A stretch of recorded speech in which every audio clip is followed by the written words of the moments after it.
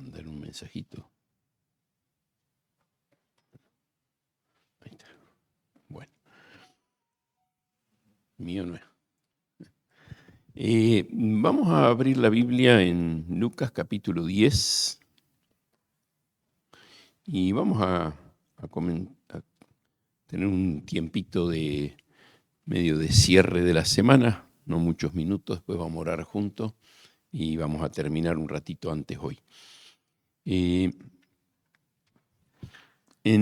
Lucas capítulo 10, versículo 57.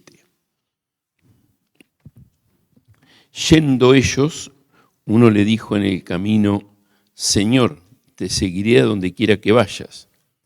Y le dijo Jesús: las zorras tienen guarida, las aves de los cielos nidos, mas el Hijo del Hombre no tiene dónde recostar la cabeza. Y dijo a otro: sígueme. Y él le dijo: Señor, déjame que primero vaya y entierre a mi padre. Jesús le dijo: deja que los muertos entierren a sus muertos, y tú ve y anuncia el reino de Dios. Entonces también dijo otro: te seguiré, Señor, pero déjame que me despida primero de los que están en mi casa. Y Jesús le dijo: ninguno que poniendo la mano en el arado mira hacia atrás es apto para el reino de Dios. Si prestamos atención, los tres involucrados acá, de distintas maneras, los tres les dan el mismo título a Jesús. ¿Cuál es? Señor, Señor. O sea, vos sos el jefe, vos mandás. Pero vos sos el jefe, vos mandás, pero yo hago lo que quiero. Cualquier parecido con la realidad, pura casualidad. Es una actitud permanente en el corazón del hombre. A veces, cuando no quiero criticar la oración de nadie, pero muchas veces cuando oramos usamos la palabra Dios, Padre, Señor como una muletilla. Es como decir: hola Michael, ¿cómo estás? Michael, yo quería, ¿y por qué no me traes Michael? Y en una conversación de 1 minuto le dije 20 veces Michael. ¿Para qué? Si ya sé que es Michael y estoy hablando con él. Con una vez que se lo diga para llamar la atención es suficiente. Ahora, muchas veces nos pasa en nuestra oración. No es para que critiquen la oración de nadie. Piénsenlo ustedes en su forma de orar, pero los quiero llevar al pensamiento de donde empecé. La palabra Señor. ¿Cuántas veces la repetimos sin tener en cuenta lo que implica? Señor es decir, sí, Señor. Pedro, cuando el Señor preguntó en Mateo capítulo 16, ¿quién dicen ustedes que yo soy? Primero, ¿quién dice la gente? ¿Quién dice ustedes? Tú eres el Cristo, el Hijo del Dios viviente. En Hechos capítulo 10 aparece el lienzo con los animales inmundos, la voz del cielo que dice mata y come. ¿Y cuál fue la respuesta de Pedro? Señor no, o no Señor. O sea, Señor y no, son dos palabras que no pueden ir juntas. Y esto es lo que nos está mostrando este pasaje, que muchas veces decimos, o sea, muchos dicen Señor, Señor, pero no estoy dispuesto a hacer lo que Él me pide. Entonces, si es mi Señor, tiene que haber una actitud de obediencia. Lo que puse acá es perseverando en medio de la dificultad. Hoy a la mañana uno de los primeros, no el primero, pero uno de los primeros que vino fue Gaby. Se bajó engarrotado de frío, viene de Tristan Suárez en moto, ¿viste? Lo agarró el primer frío del año sin estar previsto lo suficiente. Y le digo, ¿qué vas a hacer? Y me voy a fijar si vengo en moto, vengo con Josu. En realidad vino, y le digo, ¿y por qué hoy viniste en moto si Josu vino? Me dice, porque me quería ir rápido y todavía está allá arriba con Mati y se van a ir juntos ahora de vuelta. Ahora, perseverando en medio de la dificultad. O sea, te vas a encontrar en el transcurso de este año con muchísimas cosas que te van a surgir para pensar en me dedico a otra cosa. Es una locura donde me metí, para qué vine.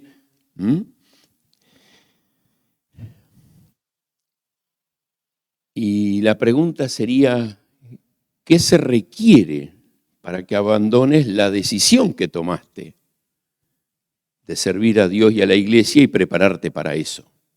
¿Qué es lo que se requiere? Falta de dinero, frío, enfermedad, pecado, algo que vas a permitir en tu vida. ¿Qué es lo que se requiere para que vos digas abandono? Un muchacho amigo, en el año 86, 87, empezó a dictar una materia en Palabra de Vida llamada Fundación de Iglesia, y un tal Don Fanning. Y en aquel tiempo era muchacho él, hoy tiene 84 años. Y Don viene un día y me dice, Eduardo, quiero que vos vengas y des un día a esa materia. Y le digo, Don, yo no tengo ni idea de lo que es Fundación de Iglesia. Y me dice, bueno, vos ayudaste a empezar 2 ahí en La Plata y estás fundando ahora una. Dice, de los que hay acá sos el que más sabe. No sé si sabe mucho o no. Entonces empecé a hacer notas y una de las cosas que anoté en aquel tiempo y que me han servido como ancla es que nada ni nadie me va a hacer abandonar la obra que Dios puso en mis manos para hacer. Y te digo, acuñé esa frase, no sé si es bíblico o no sé cuánto tiene de la Biblia, pero a mí me sirvió como algo de que agarrarme para mantenerme. Dios me puso en esto, y cuando digo nada ni nadie, te reís a veces si hablas con mi esposa, y cuando le hablé, el 20 de junio del 80, el día que hablé con ella sobre ponernos de novio, le hablé de mi proyecto ministerial y con iglesia. Me dijo que sí, y varias veces en el transcurso de la vida, especialmente después de una conferencia misionera, venía a preguntarme si había cambiado de decisión, si no quería ir a algún país de misionero de Palabra de Vida. Y tentador, fui invitado varias veces, a dos lugares distintos, a empezar Palabra de Vida. Y dije, no era lo que Dios me llamó. Y la frase de mi esposa es, cada vez que iba Eduardo después de una conferencia a decirle, la respuesta de Eduardo es, cada vez estoy más convencido que tengo que estar en la matanza, ¿no es cierto? Ahora, circunstancias difíciles, muchas. Ahora, uno tiene que tomar una decisión. Si hiciste un compromiso con Dios, permanece. Una frase que escuché una vez de uno de los maestros ahí en Palabra de Vida fue: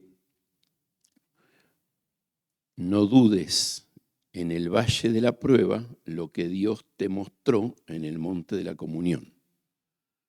Si vos en tu tiempo de comunión con Dios, en el momento lindo de adoración y ahí arriba, tuviste una convicción, agárrate de esa, aunque vayas en medio de un valle de sombra de muerte, que lo vas a tener y lo vas a tener muchísimas veces. No lo permitas. Y cuando miramos estas tres situaciones, circunstancias, personajes que se presentaron ante el Señor, el primero salta a él, ¿no es cierto?, con una disposición. Señor, te voy a seguir. Y no nos dice qué pasó con él, pero evidentemente por lo que Jesús le dice, era un hombre que no entendía bien lo que implicaba seguir a Jesús, porque Jesús lo para en seco y le dice, calcula el precio, la cosa no es fácil. Las zorras tienen guarida, las aves de los cielos nidos, yo no te ofrezco absolutamente nada. Me seguís a mí y vas a ser un pobre desgraciado frente al sistema. No sé si te acordás, el día martes, el segundo periodo, Andrés, en su testimonio, de lo que compañeros, lo que la familia le decía en cuanto a dejar la carrera. El día que yo decidí estudiar, dejé un trabajo que al que lo tomó en mi lugar le triplicaron el sueldo. Y el diablo lo primero que me dijo, tonto, eso era para vos. Y es lo que el Señor te invita a acompañarlo y no te promete nada. No hay nada que Él te va a prometer a cambio. Ni siquiera que va a cuidar a tu familia, que te la va a guardar, que te la va a proteger. Y no vas a poder reclamarle nada. Una convicción de que tenés que comprometerte a servir y obedecer. Y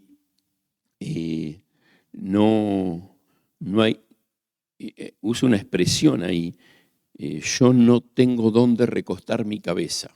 En lo humano no sé dónde voy a dormir hoy a la noche.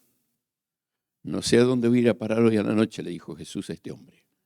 Y vos ves la forma en que vivió Jesús, sí, siempre tuvo gente que lo acompañó.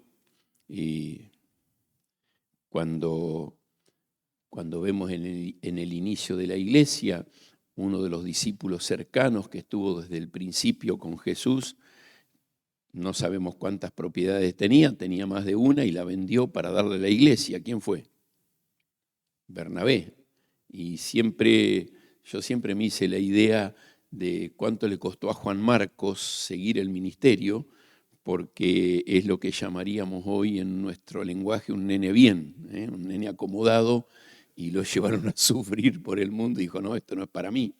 Abandonó y en el segundo viaje Bernabé dice, vamos a dar una segunda oportunidad, yo voy a trabajar en la vida de él.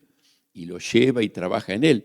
Ahora, es la misma gente que hospedaba a Jesús cuando llegaba a Jerusalén. O sea que probablemente Jesús durmió y vivió cómodamente, pero no sabía lo que iba a tener. No sabía lo que iba a hacer hoy a la noche, lo que iba a hacer mañana. Más allá de que en alguna circunstancia la puede haber pasado bien. Pablo sufrió muchísimas veces cosas malas, muchas dificultades, pero cuando le escribe a Tito, ¿dónde estaba? En uno de los resorts más lindos de la zona de allá de Grecia, ¿no es cierto? No sé dónde estaría hospedado, pero era un lugar que ya en aquel tiempo los reyes lo consideraban un lugar de descanso. Y gloria a Dios sí lo pudo hacer, pero no era lo donde vivía siempre. Entonces, no sé lo que me depara mañana. Y la pregunta de Jesús a este hombre es, ¿estás dispuesto? Y no dice más nada, así que lo más probable es que no estuvo dispuesto. El segundo es alguien a quien Jesús se enfrenta y le dice, seguime. Evidentemente Jesús lo vio que andaba por ahí dando vuelta, que lo acompañaba bastante, le dijo, bueno, da un paso más, da un paso de compromiso y acá hay un llamado de Jesús. Y es un llamado muy similar al de Mateo capítulo 10, cuando llama a los 12. O cuando en Marcos capítulo 5 dice, a estos 12 llamó para que estuviesen con él y para enviarlos a predicar. Mateo capítulo 10 es bastante parecido. Es interesante porque después del capítulo 9 concluye de rogad al Señor de la mies que envíe obreros a la mies, y el capítulo 10, es el versículo siguiente, es vengan, estén conmigo, y 10:05 los manda a predicar. Oren, vengan, vayan, como el Señor procede. Entonces, a este hombre el Señor lo llama. Y acá no es el precio que tiene que pagar, sino que tiene que ver con prioridades, qué cosas tenés alineadas, qué cosas son importantes para vos. Y en el caso de este hombre, era el cuidado de su familia, el cuidar y atender a su familia como prioridad. No digo que no hay que hacerlo, aún la Escritura nos envía a honrar a nuestros padres, pero no, en el caso por el contexto del pensamiento, es me voy a quedar con ellos hasta el día que ya no tenga que ocuparme más de ellos, que se mueran. Y hay muchísimas cosas que se pueden hacer. Me acuerdo cuando mi suegra ya estaba yendo hacia el no poder cuidarse más sola, no lo quería reconocer, y me acuerdo que me senté con ella, charlé un rato y le dije, suegra, le digo, hay un versículo en la Biblia que el Señor le dijo a Pedro, cuando eras joven te ceñías e ibas a donde vos querías, el día que seas viejo otro te va a ceñir y te va a llevar a donde vos no quieras ir. Me dice, me parece que eso no quiere decir el versículo, porque yo le estaba usando ese versículo para traerla a vivir conmigo, porque ella quería que yo vaya a donde ella vivía para cuidarla. Le entraron unos ladrones a la casa, se asustó. O sea, ella llegó a la casa y escuchó ruido. Cuando entró estaba la ventana abierta, por donde entró y salió corriendo de vuelta, y todo revuelto. Entonces a partir de ahí dijo, necesito la ayuda de mis hijos. Y nos fuimos turnando y la fuimos cuidando. O sea, uno honra a los padres, pero no condicionas tu ministerio a la responsabilidad que tenés con tu familia. La familia te acompaña. Entonces, enfocarse en las prioridades eternas, dejando lo temporal, y es interesante dónde pone el Señor Jesucristo el énfasis en lo ministerial, y es anunciar el reino de Dios. Dios buscando al hombre en su necesidad. Este es el enfoque. Y hacemos un montón de actividades. Construimos, compramos, hacemos programas, pero si no está todo centrado en anunciar el reino de Dios, termina siendo un club social. Entonces, toda la tarea que tenemos es enfocarnos en el reino de Dios y en lo eterno. Y el tercer concepto que vuelve a marcar acá, igual que el primero, vino todo entusiasmado, versículo 61, te seguiré, Señor, pero deja que despida primero a los que están en mi casa. Y tiene algo de similar con el anterior, pero como diciendo, no es igual. El otro quería esperar a que papá y mamá mueran. No, déjame gastar un tiempito con ellos, después me voy. Y el Señor le da una respuesta muy linda. Ninguno que poniendo su mano en el arado mira hacia atrás es apto para el reino de Dios. Y esto tiene que ver con un enfoque en el llamado de Dios. No permitir que nada de lo que sucede alrededor te distraiga.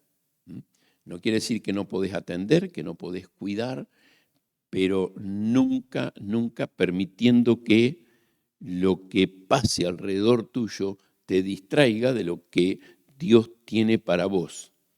Ahí en el jardín de mi casa, acá a la vueltita nomás, he puesto un arado. El arado, el nombre criollo acá es arado mancera, porque se maneja con las manos, ¿no es cierto?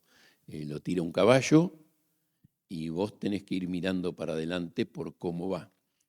Alguna vez quizás alguno me ha escuchado, si no, yo me convertí a los 15 años trabajando en el campo, arando la tierra, y ya en aquel tiempo había tractores. Yo manejaba el primer tractor que salió con dirección hidráulica. Antes de eso había que tener músculo. Este ya tenía una ayuda hidráulica, después salieron los verdaderamente hidráulicos. Tenía un pistoncito que ayudaba un poco. Ahora, vos lo ponías en el surco, donde ya el arado había pasado, y ahí iba solito el arado. Y yo me ponía a leer. Más de una vez me descuidaba y mordía mal y salía el tractor para el costado. Y como iba entretenido leyendo, no me daba cuenta que iba arando por el medio del campo, no por donde tenía que ir. Y ese es el concepto. No te distraigas de la tarea que Dios te dio para hacer. No te enredes con otras cosas. El apóstol Pablo, escribiéndole a uno de sus discípulos, Timoteo, le va a hablar de el soldado, el labrador, el luchador, que cada uno se tiene que concentrar en la tarea, concentrar en lo que tienen que hacer, para no distraerse del llamado. Y el concepto de mirar atrás tiene mucho que ver con dolerte por lo que estás perdiendo por hacer la obra de Dios. ¿Te acordás de la nación de Israel? Extrañaban los pepinos y la cebolla. Y vos decís, y sí, más de una vez vas a extrañar los pepinos y la cebolla. Antes que me dedique a servirle al Señor, no sabe cómo comía en casa. Mamá cocina bien. Y acá no cocina Lucas igual que tu mamá, ¿no?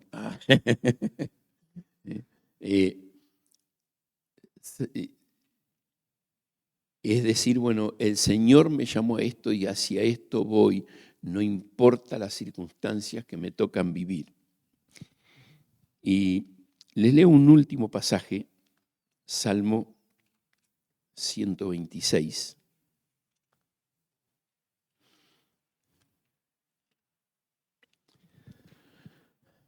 Hay alguien que me manda una carta todos los meses y todos los meses en la carta me pone este versículo. 126, 6. Irá andando y llorando el que lleva la preciosa semilla, mas volverá a venir con regocijo trayendo su gavilla. ¿Se acuerdan quién es? Alguno a quien le comparto la carta, la pongo en el grupo de miembros de la iglesia. Miguel, allá en Medio Oriente. Este es el versículo de Miguel. Este y uno de Ezequiel son los dos versículos de Miguel. Desde el día que decidió ir a aquel lugar a servir al Señor. Y es este concepto, no importa lo difícil que sea, no importa si tengo que pagar el precio de dejar a mi familia o no enfocarme en ella o no ponerlos como prioridad, no importa el precio a pagar del sacrificio,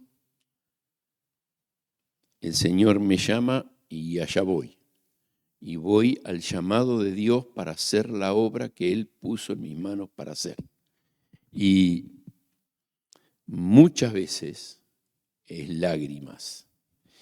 Y es interesante porque este concepto de las lágrimas en la siembra es un proceso largo.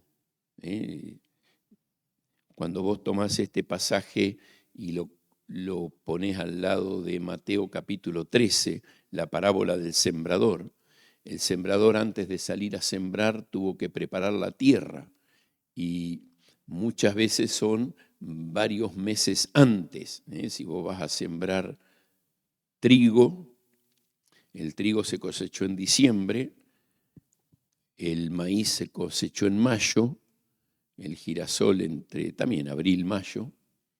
Entonces vos tenés que romper la tierra, ni bien terminaste de sembrar. Bueno, si es trigo, no, las vacas lo comieron y pisaron la tierra, la endurecieron de vuelta. Pero lo otro, vos rompés la tierra, la trabajás para en julio sembrar. Fines de junio y el mes de julio todavía se siembra. Entonces son varios meses de preparar la tierra para que lo que diste vuelta y entró en la tierra se haga el barbecho, se pudre eso y otra vez genera el alimento que después la planta necesita para volver a crecer. O sea, es un trabajo no de un rato, no de un momento, prepararla a la tierra. Pusiste la semilla y te viene el pulgón. Y si te descuidaste, en un día, 2 máximo, el trigo verde hermoso que ya está hecho una matita, todo así, se te puso naranja. Bueno, lograste pasarle algún veneno, matarlo, correrlo al pulgón, y cuando empezó a alargar la caña, vino un gusanito que se llama leisoca y come un cogollito, una cosita que está justo a ras de tierra. No come más que eso, pero lo mató. Y si lograste sobrevivir a eso, hoy en día no viene langosta, pero la he visto la langosta venir. Y si lograste sobrevivir a eso, ya te dio espiga para noviembre. Y en noviembre y principio de diciembre es el tiempo del granizo. Y el pobre sembrador ora y llora y camina hasta el día que metió las máquinas a cosechar. Y ahí realmente viene, como dice acá, volverá a venir con regocijo trayendo su gavilla. El último día, cuando parábamos la máquina, no importa la hora que sea, si era 10 de la mañana, 4 de la tarde o 10 de la noche, cuando ya se había terminado todo, había una gran comida y pasaba por la oficina el patrón y te daba el sobre, con lo que te correspondía por la cosecha, aparte de lo que era el salario y todo lo demás. Entonces él iba a ganar muchísimo, pero vos ganabas algo que valía la pena. Ahora, viene el fruto. El regocijo nuestro no es acá, nunca, jamás. Y uno sí puede ver algo, puede ver un destello. Y una de las cosas lindas que hace el Señor es que para cuando vos querés alegrarte por el resultado del ministerio, el Señor hace que algo pase mal y que tengas que llorar un rato, para que te des cuenta que no sos vos y que el resultado no es acá, que el verdadero premio es allá cuando estés con Él. En la obra del ministerio muchas veces, y yo he sido bastante influenciado hacia eso y me cuesta cambiar el chip hoy, en que el resultado tiene que marcar el éxito de la labor, ¿cierto? Los números.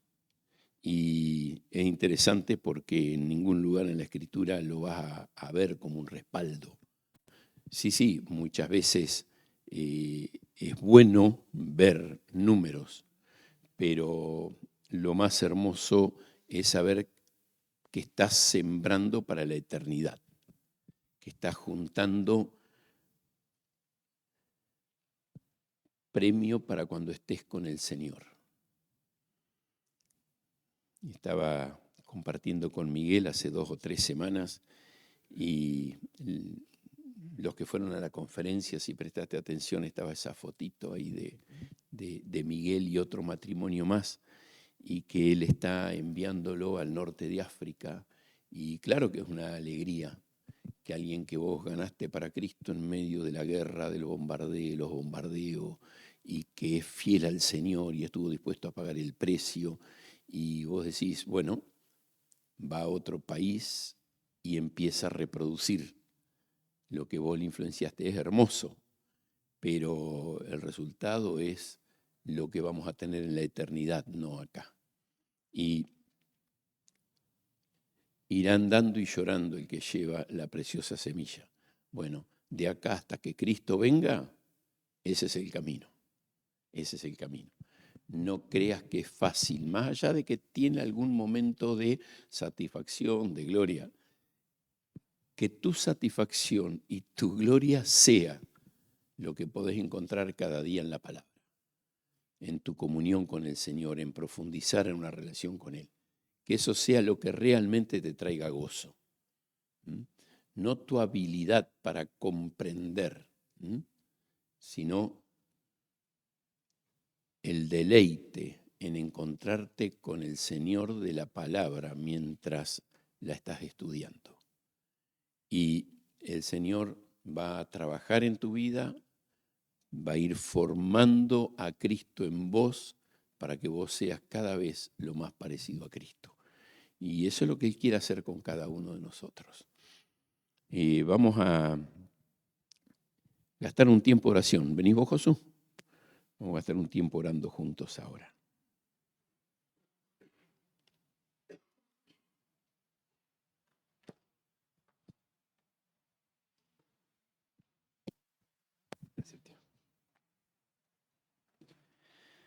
Bueno, qué bendición estos días, ¿no? Escuchar la palabra y ser alentados y desafiados en estas diferentes áreas que estuvimos estudiando. Así que vamos a hacer un pequeño repaso y vamos a orar en relación a todo lo que el Señor nos ha permitido escuchar eh, en esta semana, ¿no? ¿Se acuerdan ahí el martes? Arrancamos con el pastor Eduardo escuchando y siendo exhortados a evaluar, examinar la motivación, ¿no? De por qué estamos acá, por qué queremos seguir aprendiendo, ¿no? Conociendo más acerca de Dios. Así que vamos a tener algunos tiempos de oración y los tiempos de oración van a ser relacionados a todo lo que fuimos aprendiendo, ¿sí? Vamos a juntarnos en grupitos, ¿sí? De 3 y vamos a ir pasando por la listita, ¿sí? Día a día. El martes arrancamos hablando de las motivaciones y el precio, ¿sí? Hay que calcular el precio que hay que pagar y si estamos dispuestos, ¿no? Así que oremos al Señor en relación a eso, ¿no? Oremos ahí en grupitos de 2 o 3 para que el Señor pueda mostrarnos cuáles son las motivaciones. Ahí en el Zoom, eh, lo que podemos hacer ahí los de Villa María, están, ahí Luquita los va a dividir, pero los de Villa María están juntos y sería Carlitos tal vez con Edgar. Lucas, ¿te parece unirlo? Y entonces lo que sería primero tomar un tiempito ahora orando para esto mismo que aprendimos el día martes, ¿no? Que el Señor nos permita ver cuáles son las motivaciones reales de nuestro corazón. Y si hay alguna motivación incorrecta, que no sea la gloria de Dios, el bien de su iglesia, el vivir vidas santas, entonces que podamos arrepentirnos de eso, ¿no? Pero oremos al Señor por eso, oremos al Señor por su gracia, para que Él nos dé el valor y la fortaleza para poder pagar el precio que implica, ¿no? El prepararnos y el servirle a Él de una forma fiel. Así que tomemos unos minutitos ahí con los que estamos al lado, ¿sí? Nos reunimos y oramos por estos primeros temas que aprendimos el día martes. Y yo oro ahora en 5 minutitos, oro en general y volvemos a orar por lo que